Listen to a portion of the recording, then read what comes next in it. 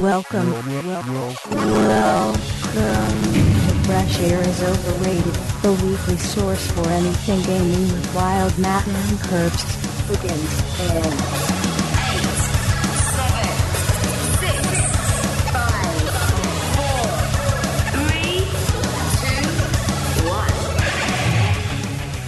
Yo, what's going on? I am your host, Wild Matt. It's the last day of E3. Dude, it's been a tiring but awesome week. I am so tired, it's crazy. I'm not even actually at the event. I was just at my house the entire time.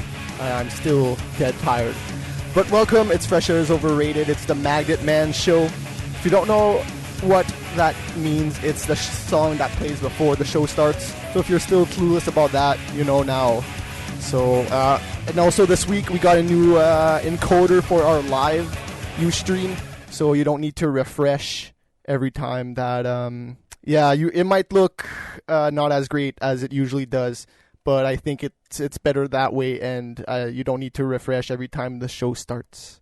So yeah, whatever. Let's just get into it right now. E3, it's over in like 2 hours from now. It's been a great one. Not the best one, a great one. So let's get off with the news of the day. Yay! So a bunch of stuff happened today. Let's start off with the smallest stuff. Marble Madness, it's totally coming out on the iPhone. So is Prey, the first-person shooter with the portals and the aliens. Yeah, it's coming on the iPhone, and it's a first-person shooter. I've seen it. I saw that like maybe 3 months ago, and I guess they were still working on it, and I don't know, maybe in a month-ish. Usually they don't really reveal games like this unless they're gonna be released really soon. But yeah, that's what the iPhone news that I saw. There wasn't all that much iPhone news. That's not what E3 is about, is it? But yeah, Tony Hawk Ride, it looks lame. Let me just start off by saying that. So it's a game where you play with a skateboard. Yeah. So visually and shit, it doesn't look terrible, but it doesn't animate good at all. I don't know. You know what? It's like the Wii. Trying to make one-to-one in a game just doesn't work. So yeah. So you at least they won't force you to do like a kickflip with the board or anything like that. They're not gonna do anything crazy like that. So at least they won't make you flip the board and break your face in your living room. So it's not actually like skating, it's just like putting your feet on the ground, faking to grab the board and doing manuals and ollies and putting the board on the side. It looks weird when they do it too, but yeah, it's not an open world game as opposed to all the other Tony Hawks that were coming out lately. This is more like an old school game where you have a small closed off area, and so much in fact that I don't even think you can like go in a half pipe during regular play. I think that's its own separate thing, which is kind of weird, but it does look good, the half pipe sequence. So if they couldn't, they could have probably it has to be in there in the game. If it's just like, here's the level where you grind and kickflip and do shit, and here's the level where you grab and do vertical stuff, that's a little weird. But that's the way it seemed like it was. There's no create a move in this game like there was in the past games. None of that. That he said that there was a create a skater, there's a create a deck, there's a bunch of other shit that the other ones had, but it doesn't have a create a move, so don't expect it in there. No craziness like backflips and all that. The board has a 300-pound weight limit, and it's been tested pretty vigorously at E3. I'm imagining that there is a lot of people that used it, and so far I haven't been hearing it breaking all that much, so that's a good thing. At least the board doesn't break. There's no multipliers, and you don't have a special meter either. It's just a style point, a style meter, which they're showing off right now. It just makes your tricks look all lighty and flashy. I hope you can do more than 180s and 360s in the half pipe. If you can, that's pretty lame. That's all I saw, though. The entire demo was just 180s, 360s with grabs. That's all it was. So yeah, it's coming out in fall of 2009, so that's pretty soon. At least we can we can see the crappiness ourselves soon. Home just got photo sharing this morning. that's pretty exciting news. The next step, what's the next step? Fucking adding video, man. Or even, look, if they don't want to add video because it's too much bandwidth, or maybe they're scared that there'll be a lot of TV shows and people will play UFC in their shit, or okay, stuff like that. Just make it audio sharing, man. We can totally put EG radio in the clubhouse. I don't care if there's no TV right away. Just give us something. Photos is great. Photos, whatever. I can put a photo on my wall in home. Yay. But make it like you said it was going to be at first. It's still in beta. That's kind of weird. It's been a beta for a while. But yeah, when they add that shit that they originally promised, man, home will actually be awesome. But right now, it's not. And paying for a clubhouse right now seems kind of absurd and ridiculous to do. But yeah, that's how it goes. All PSP games, including first-party and third-party games, they're going to be on the PSN by October 1st. That's what I read on Kotaku. Don't quote me on that. I just saw it there. I didn't hear it anywhere else, but that would make sense since the PSP Go is coming out. Because if your game's not on PSN, you're pretty much screwed. You know, a lot of people won't even bother playing your games just because they're not there. So then after that, we got some Army of 240th hour footage.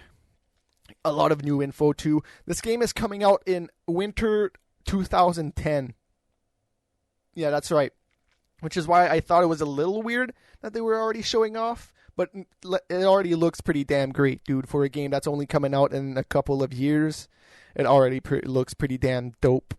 So let's get on to the details. All right, so it puts you in the middle of a disaster in Shanghai. So it's not like this is post-apocalypse or anything. This is during whatever the hell is going on. So if the world blows up, then you will see that at the end. So co-op again is core to the game, like the last game, but even more so in this one, as I would like. It looks even better than the first one. I can't really talk much about the first one since I didn't play it. I should though. I guess it's pretty cheap nowadays. Now's the time to maybe go get it. So you can choose to help civilians, or you can choose to just kill them, or just ignore them and let the bad guys do their stuff. So again, another game with moral choices in it. You can either be a good guy or a bad guy. And I'm assuming that both has their pros and cons. I'm assuming if you're with the bad guys, you're going to get some pretty good weapons. And civilians, I'm sure it gives you gold or something, so you can buy buy weapons. They give you something, that's for sure. And right now, that door is locked. He had to boost the guy over. But the guy saw that he had two guys on the other side, so he spotted him. And now they're going to shoot him. They're going to shoot at the same time so that they can rescue the hostage. So right there. 2 shots, 2 kills, a hostage is rescued. That's pretty cool. If you don't do that, then they kill the hostages, you know? That's how it works when you kill one of the guys that would have killed the civilians. So, yeah, you can shoot to distract. So if you look at on the top, there's a meter that's kind of going up and down. That's called the aggro meter. So that's making a return.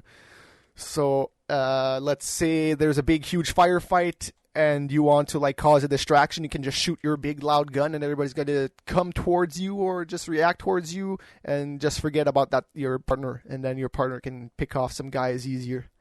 So that's pretty cool. The guy described it as Lego with guns. So everything from big to small, such as silencers or grenade attachments, it's all there. You can all mix and match all your weapons. It doesn't matter what weapon it is, it goes on it. There's no custom armor like in the first one. There's no vehicles either. So they're just focusing on pure firefights, and I must say it looks pretty good so far. And another big thing they fixed from the last game, you can totally do US versus UK versus Asia matches. There's no more region locks. Hurrah! So hopefully the lag won't be crazy intense, and they fixed all that, because from what I heard, there was already lag from playing with regions. So we'll see how that goes. It's EA, dude. They have servers. They could make it work. And taunts, there's totally still in there, and they added a hell of a lot more. So if you like that sort of thing, It's totally in there, and it's totally even more. So right now, we are going to the Conduit. If you don't know what that is, it's a first-person shooter published by Sega. I don't know who's developing it. That would be a good thing to write down, but when you're writing all the information down, it's kind of hard.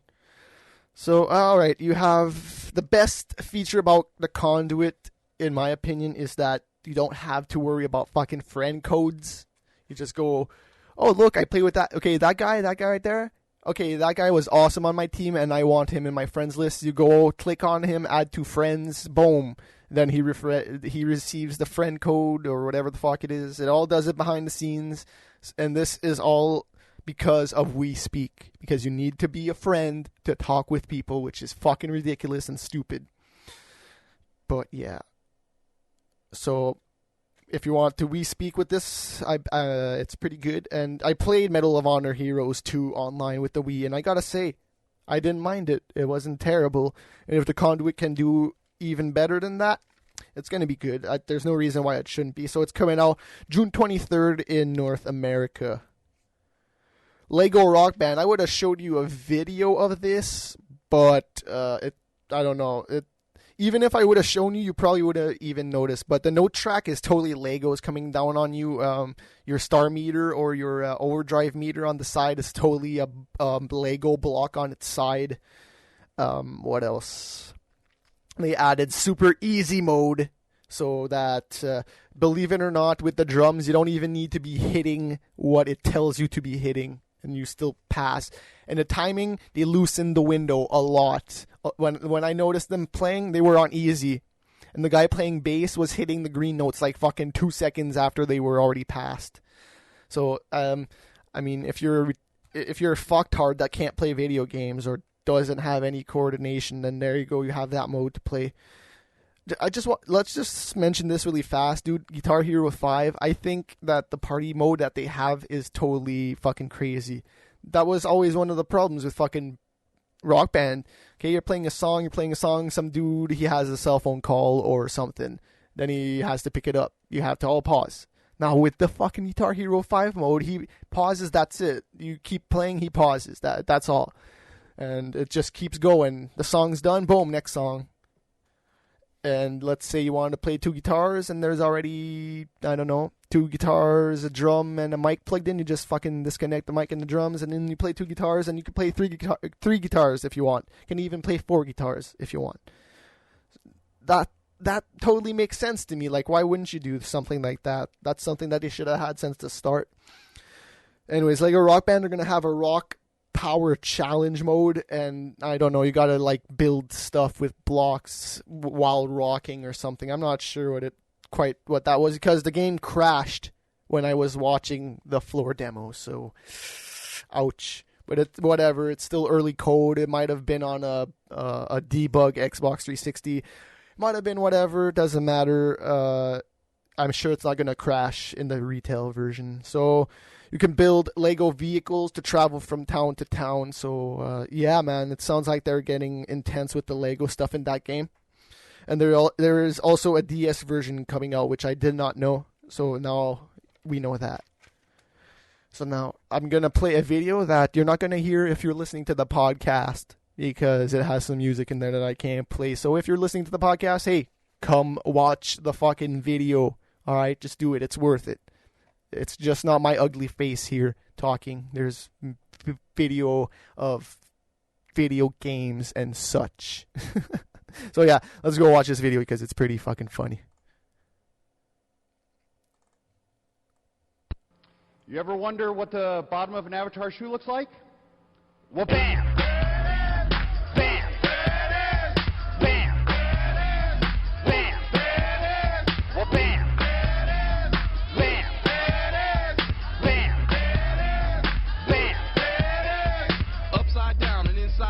To show all you folks what it's all about. Now it's time for it to get on the mic and make this motherfucking party hot. I'm taking it back to the old school, cause I'm an old fool who's so cool. If you wanna get down, I'ma show you the way.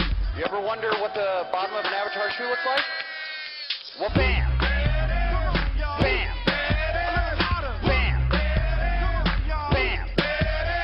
Well, bam! Bam!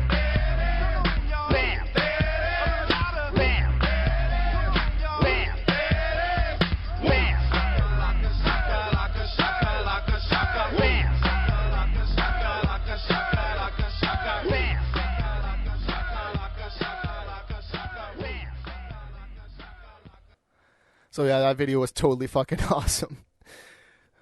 Did you ever wonder what the bottom of an Avatar shoe looked like? Wha-bam! Yeah. Yeah, that was probably the funniest thing that's happened all the events. So Mass Effect 2, I saw more of that this morning. Who hasn't?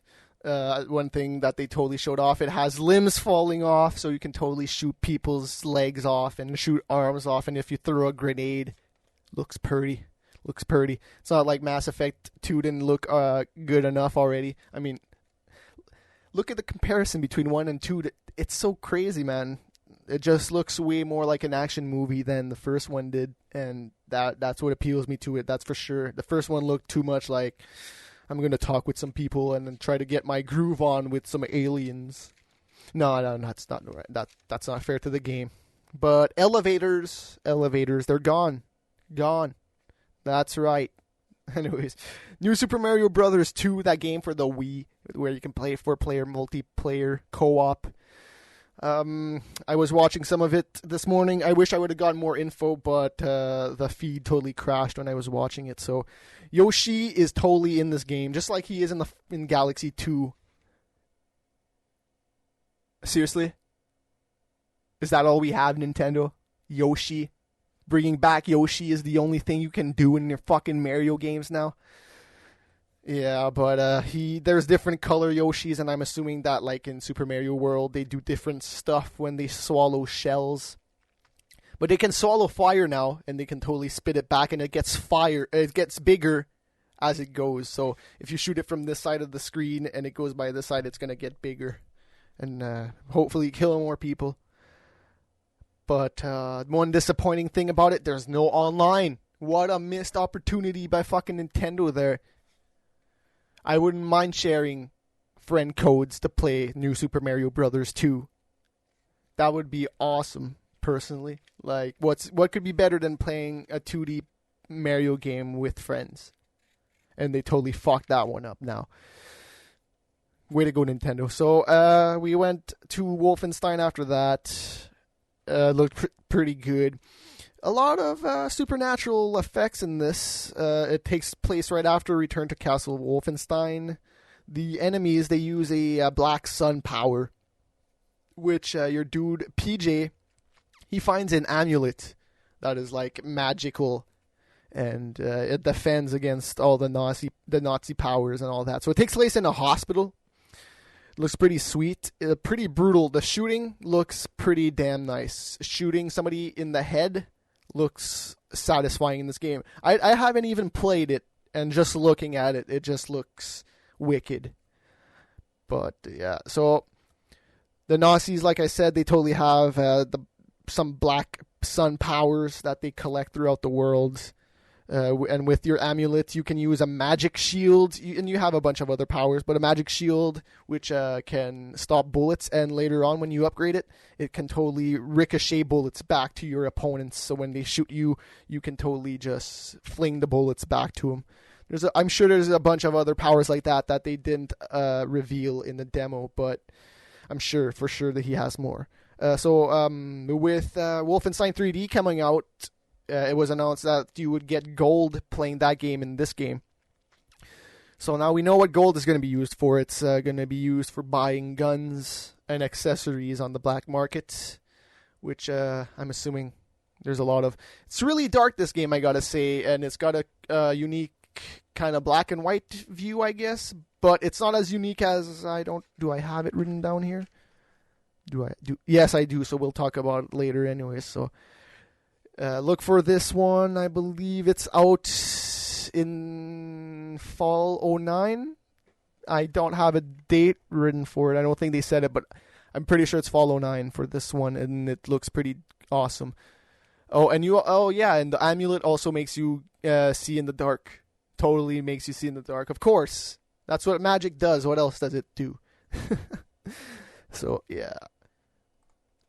Battlefield 1943, my co-host was kind of pissed when he saw that announced. I don't know why, because it looks pretty damn sweet for a game that's coming out on the Xbox Live Arcade and the PlayStation Network. I mean, it looks like a fucking Battlefield game. How can you argue with that? And they haven't announced a price. I'm gonna assume and go crazy here that it's gonna be $15. If they go crazy, maybe 10. But if it's more than 15, I'm not gonna be getting it. That's for sure.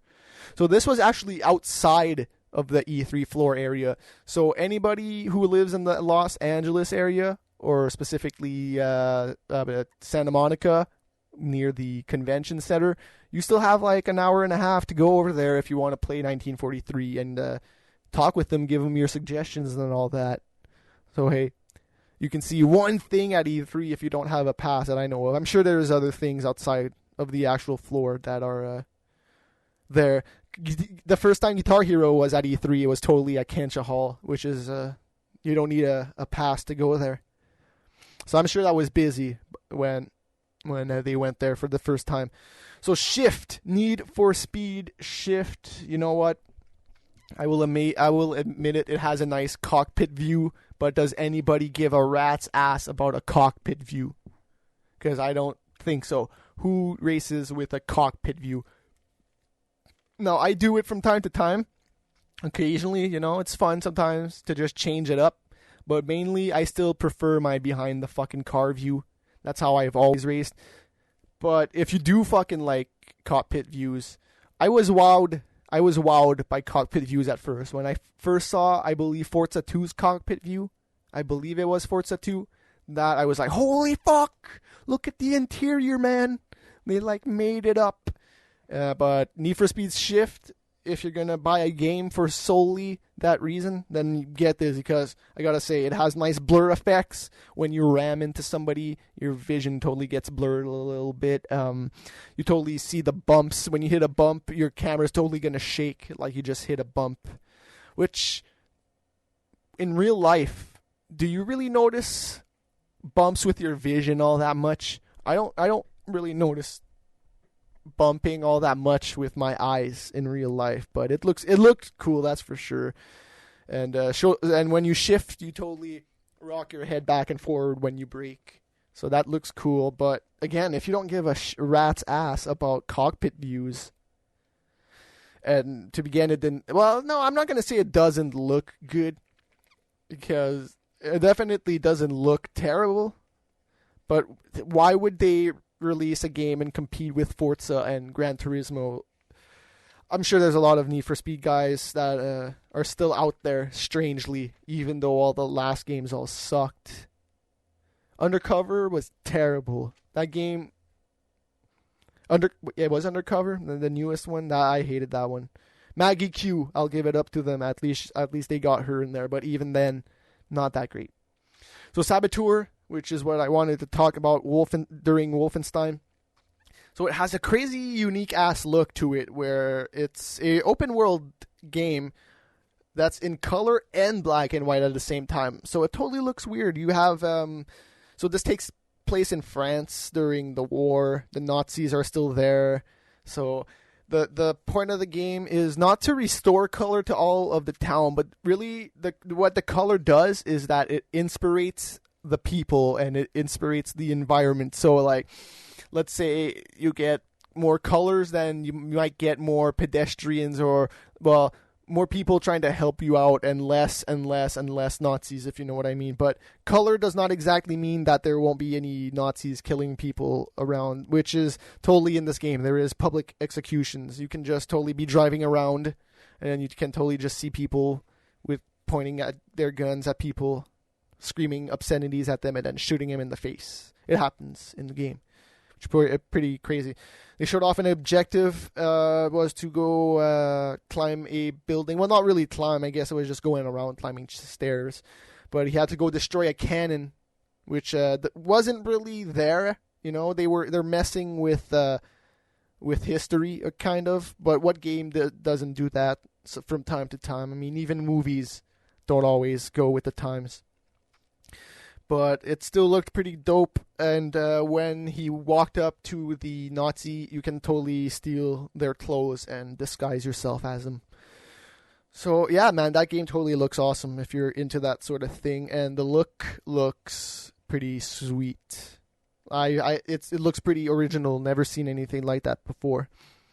So North America, they're finally gonna get Metal Gear Solid 1 for the PSN. It's about fucking time, but we're just gonna have to wait a little bit longer, like a week or two, not even. It's coming out June 18th for $10, and that's 3 days before.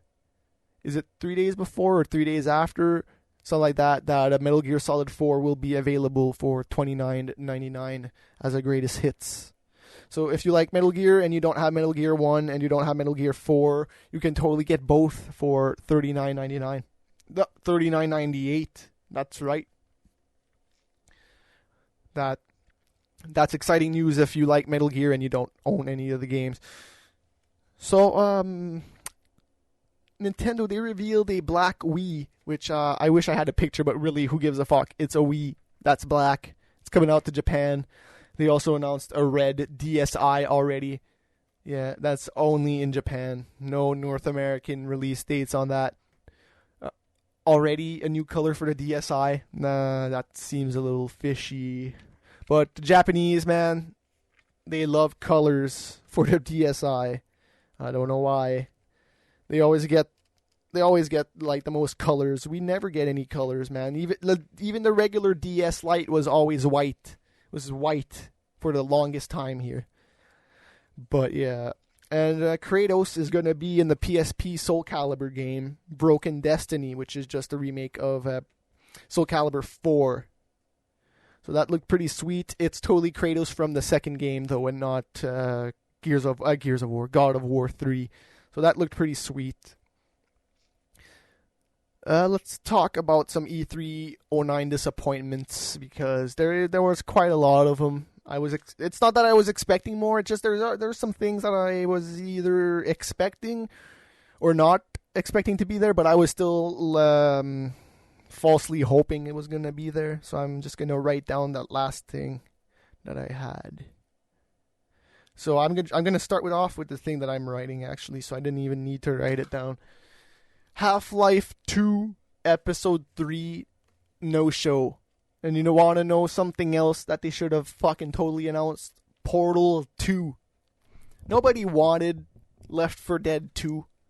If anything, nobody wanted that, and everybody wanted you to just release more packs and more DLC for the first game that you just released, like, what, a year ago, not even? So, yeah, all the other games that they could have had a sequel for, or should have had a sequel for, they're not. They didn't even show anything. Damn you, Valve! Damn you! Because Half-Life 2 Episode 3, when the fuck is that coming?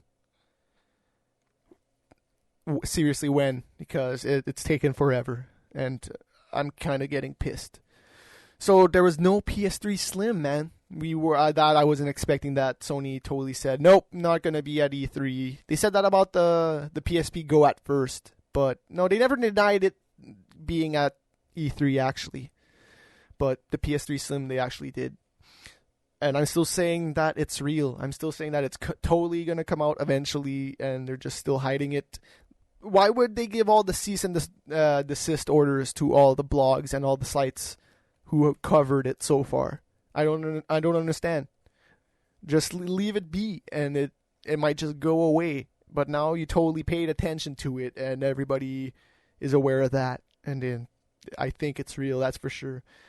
No Heavy Rain at the Sony press conference. That was kind of weird. I was expecting it to be there. Kind of a big title exclusive on top of that, but I did see a lot of it. Looked pretty awesome. So if you don't know what it is, it's kind of like Indigo Prophecies or Simon Says, where you go, oh, look, a left arrow on the screen. I'm going to push the left arrow. But in this game, it's pretty damn awesome because you have like analog control. So if it asks you to push the control, you can actually push it slow and he'll open the door slow and shit. And if you miss a button, you're not game over, man. You are not game over. You are just screwed, hurt, or dead. Yeah, that's right. You can totally die in this game, which I have not ever seen that. You can die and the story continues. without that character, and there's 4 characters in the game. It looks pretty crazy. So that's Heavy Rain. If you haven't seen it, they've I think they've showed off the same scene they've been always showing, which is the one with the black dude in the junkyard, and that scene looked pretty intense. He totally knocked you out, put you in a car, and then tried to crush the car in the car crusher with you in there, and you totally got out. But you can die. That's the thing. You can die. And he wouldn't say if all the 4 characters know each other or all that stuff. He didn't reveal all that much. He still wanted it to be secret, and I understand that. I don't know when it's coming out. So another thing that disappointed me, no Starhawk. We totally know it's coming. We saw it. It's coming. No Starhawk though at E3 this year. Probably next year. I'm imagining that they are going to work pretty hard to get that one all polished up and all great to go, because Warhawk was awesome, and to release a game anything less than that would be a shame. But yeah, no confirmation that Metal Gear Solid Rising is coming to the PS3. That was disappointing, but we know it's totally coming. Sony said that they're wishful that they're going to get it day and day with the 360. So, having said that, I think that it will happen. Maybe not day and day, but it's definitely not exclusive, that's for sure. No price drops. 0. Now, Sony has been rumored to have one for an extremely long time, since they're the most expensive one. But with all the shit that they reveal at E3, seriously, for $400, you're getting the most... You're getting the best piece of technology between all the 3.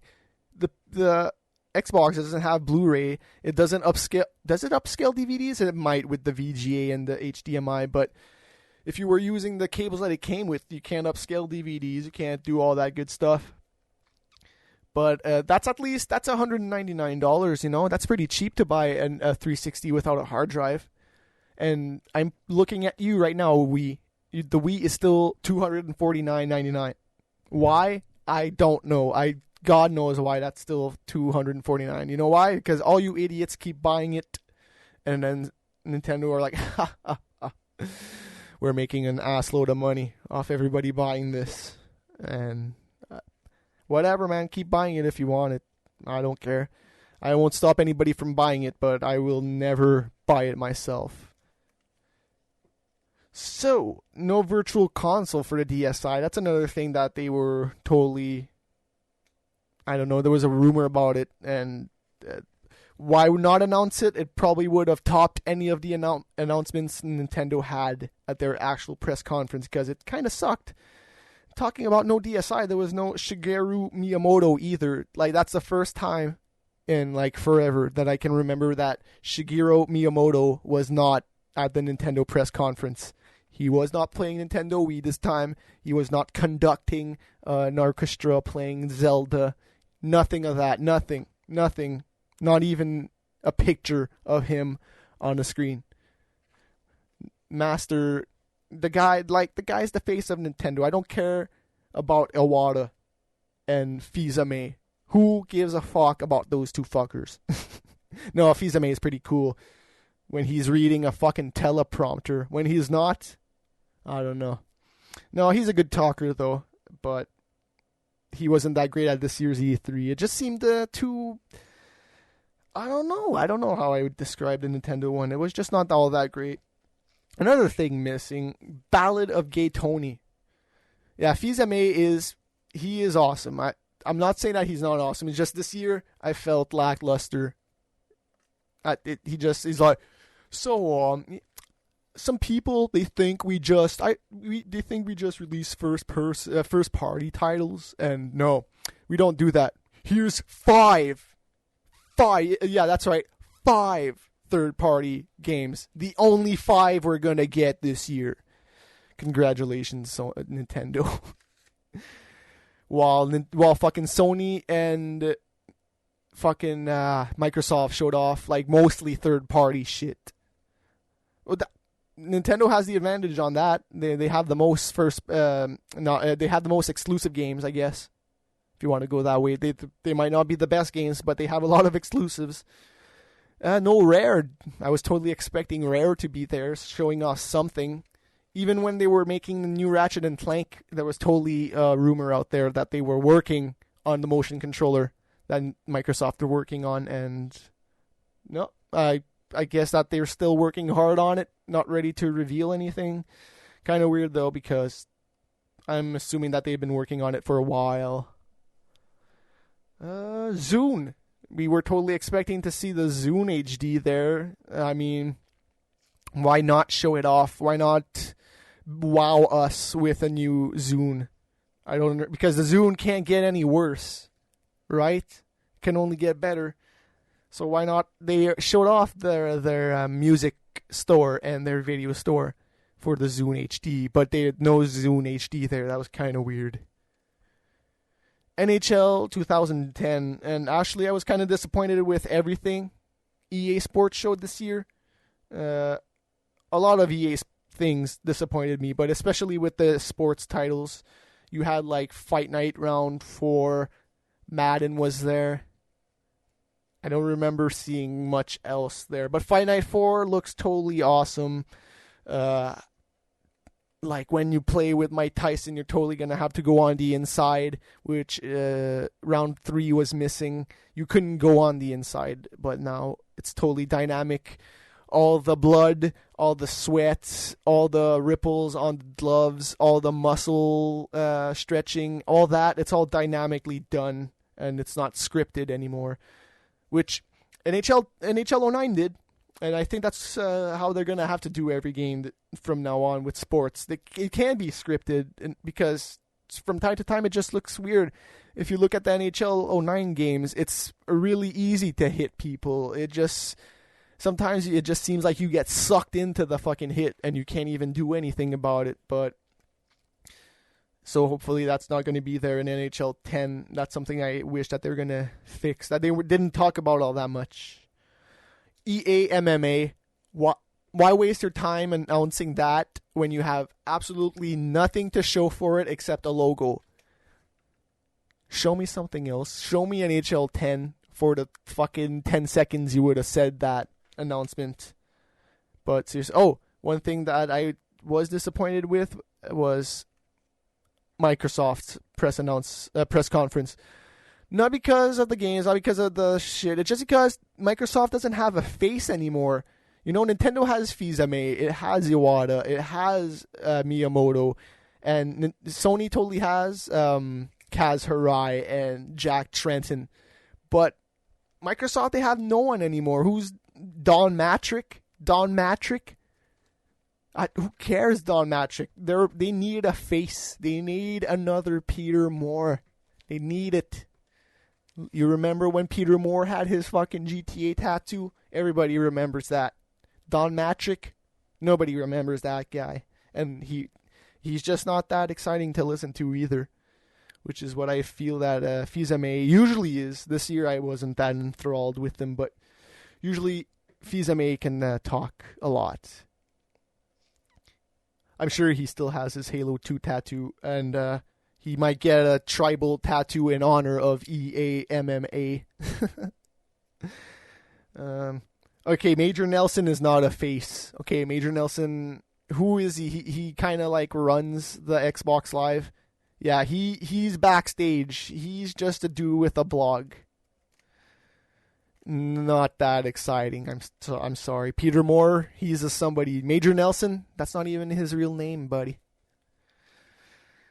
So Twitter and Facebook, why did everybody fucking have to show off Facebook and Twitter?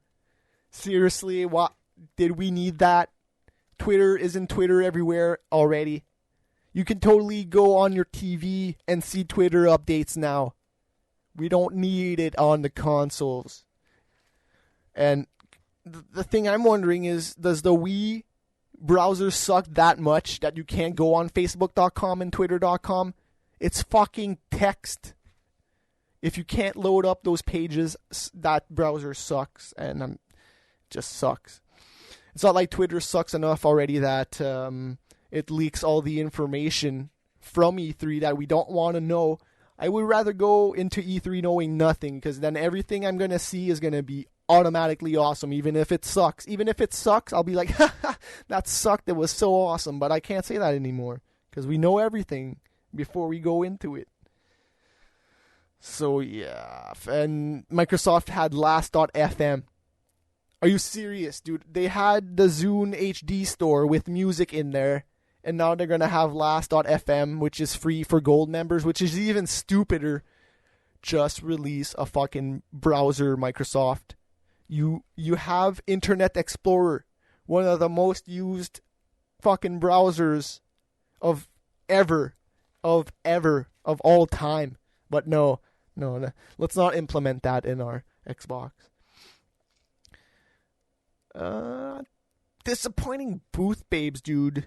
What? No, there was like a couple of them. There was totally a porn star. Yeah. So one girl that she was there for dirt, and she looked dirty. And there was a couple of other ones that looked good. Too much clothing. No nerd wants to go there and see girls in clothes. Come on. And that's about it, really. Like, I can't think of anything else that disappointed me. Kaz Hirai, usually he has a better showing than that. But, I mean, he was regulated to PSP duties. And he did a pretty damn good job, I must say. PSP is looking like it has a strong lineup this year. And, yeah, man, like, I'm kind of regretting that I sold it. But saying that, I've owned that PSP all my life, it seems. That's the way it seems. I've had that thing forever, and I've had that thing forever, and I didn't buy any games for it. I just wasn't buying anything and wasn't playing anything. I was just cracking it, basically, and playing Nintendo games. And Square-Res, dude. Square-Res is one of the best games on the PSP, and it's a homebrew game. You're just a square trying to avoid other squares. Yeah, and that's the point of the game. So, if you haven't seen it, I'm not going to show it off because I don't have it loaded, but Conan O'Brien, his set, somebody modified his set to look like the Nintendo, to make it look like the Nintendo game Mario. It looks pretty cool if you haven't seen it. So he got a new set recently, and it kind of looks like Mario, not really, but when he added all those things in the background, it looks exactly like it. So, and then famous Twitter, Twitter, how awesome it is. We possibly might think that they will do a skit on that tonight. So if you watch Conan O'Brien tonight, don't be surprised if he talks about how his stage looks like Super Mario Brothers. Don't be surprised. You heard it here first. So, yeah, it's been pretty much confirmed that Rare, they're working on Natal projects. Yeah. Wow, what a surprise, eh? So, holy crap, eh? So Activision, I didn't even know that they were going through with it, but they were going through with the lawsuit of Brutal Legend, which is kind of fucking gay if you ask me, because if you don't know what's going on with Brutal Legend, it was supposed to be published by Sierra at first, I think. Yeah, but then Activision and Blizzard merged, so that fucked over Sierra. So then they were like, we don't want Brutal Legend. Activision, no, we don't need Brutal Legend. Fuck it. We don't need it. Go away. So then Tim Schafer went away, and he signed with EA to get it published. And now Activision are like, no, what? No, we never told him to go over there. We never released him, and now, I don't know, Tim Schafer talked about it. So, yeah, he said, hey, if Activision liked it, they should have put a ring on it. Yeah, that's exactly what they should have done. Like, just... It's kind of too late to be fucking complaining about that unless they have legal documents that prove that they owned or didn't release Brutal Legend, because they released a bunch of other games at the same time. If you remember, they released Ghostbusters. That was totally supposed to be a Sierra game. That got released, and now it's a Atari / Sony game. So that sounds a little iffy on Activision's part. Why sue Brutal Legend and not the other games that they let go, you know? It just seems a little weird to me that they are doing this. Seems a little petty at the same time, too, like trying to stop him from releasing his game. It's not like he had enough problems already that of trying to sell his other games. I mean, his other games didn't do all that good. And Brutal Legend looks kick-ass, though, saying that. At first, I thought it was going to be like a God of War-ish kind of game. Not even. It's like totally out of the left field. There's like RTS elements to it. You can have wings. Yeah, man. That game is way more than I was expecting it to be.